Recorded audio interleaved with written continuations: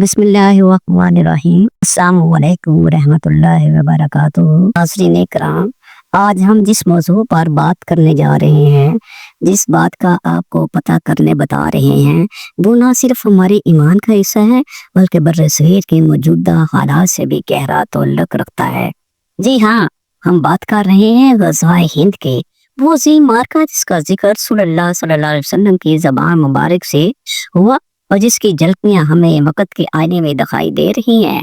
ये कोई आम जंग नहीं बल्कि एक मुक़द्दस पेशगोई है, एक ऐसी बशारत जिसे ईमान के नूर से देखा जाए तो दिल लरज़ उठता है और जज्बा जिहाद ताज़ा हो जाता है।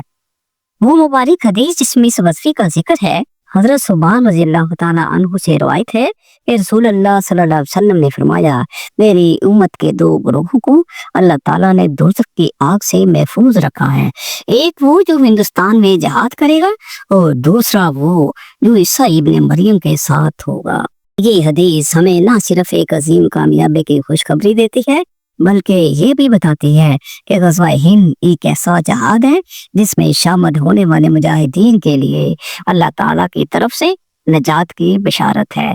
ये पैगाम इस बात का गमाज है कि ये जंग महज दुनियावी या सियासी जंग नहीं बल्कि एक रूहानी जहाद है जिसके जरिए मुसलमान अपनी सरजमीन और अपने ईमान का दफा करेंगे। इस पेशीन गोई की रोशनी में हम पाकिस्तान और हिंदुस्तान के मौजूदा हालात पर नजर डालते हैं और समझने की कोशिश करनी चाहिए कि क्या वाकई सी पेशीन गोई पूरी हो जाएगी। आज जब हम दुनिया के नक्शे पर नजर दौड़ाते हैं तो हमें वाज़ेह तौर पर ये देखने को मिलता है कि हिंदुस्तान में मुसलमानों की हालत खासी खराब है और मुसलमानों का रहना सहना मुश्किल कर दिया है।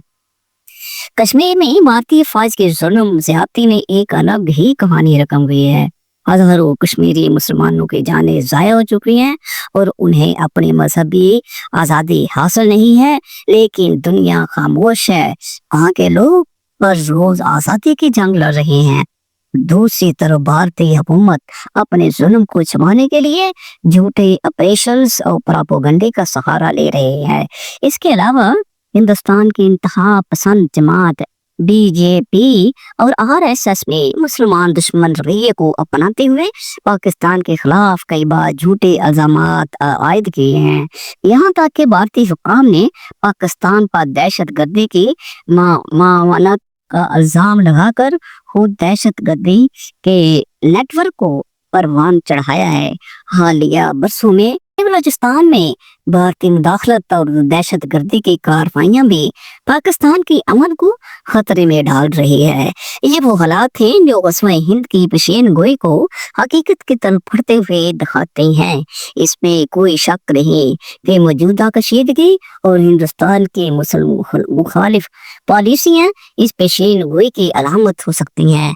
हजरत नेमतुल्लाह शाह वली अल्लाह जो तकरीबन 850 साल कबल ईरान में पैदा हुए, उसने अपने फारसी अशार में दुनिया के मुख्तलिफ वाक़यात की पेशीन गोइयाँ की हैं। इसकी कई पेशीन गोइयाँ हरफ ब हरफ पूरी हो चुकी हैं।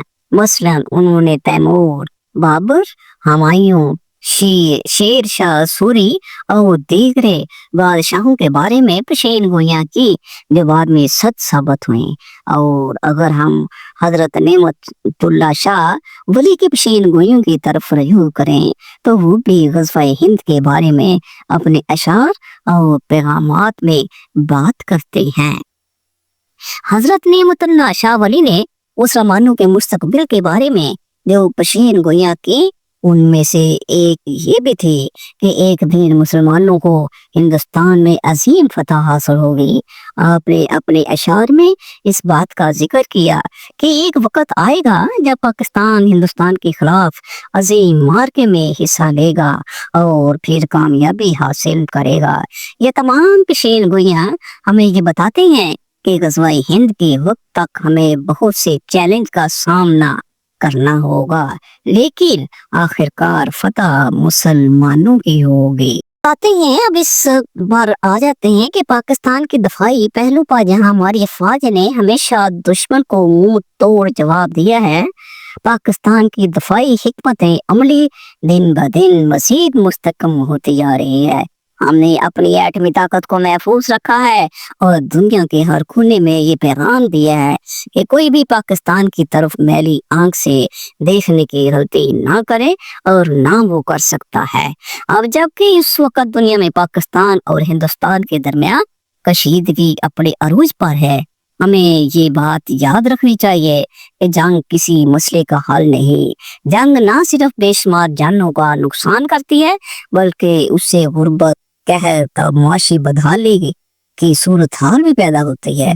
पाकिस्तान ने हमेशा अमन की कोशिश की है और उसका सबूत हमारी पॉलिसियों में नजर आता है। आखिर में ये पैगाम वाज़ेह है कि दोनों एटमी ताकतें हैं और अगर जंग की सूरत में दोनों ममालिक एक दूसरे के खिलाफ कार्रवाई करते हैं तो उससे बेशुमार जानी और माली नुकसान होगा और पूरा खित्ता तबाही की तरफ बढ़ जाएगा। इंडिया के हुक्मरानों को समझना चाहिए कि अमन की बात करने से दोनों ममालिक की फलाह होगी। उनके अवाम भी अमन चाहते हैं और पाकिस्तान भी अमन की ख्वाहिश रखता है।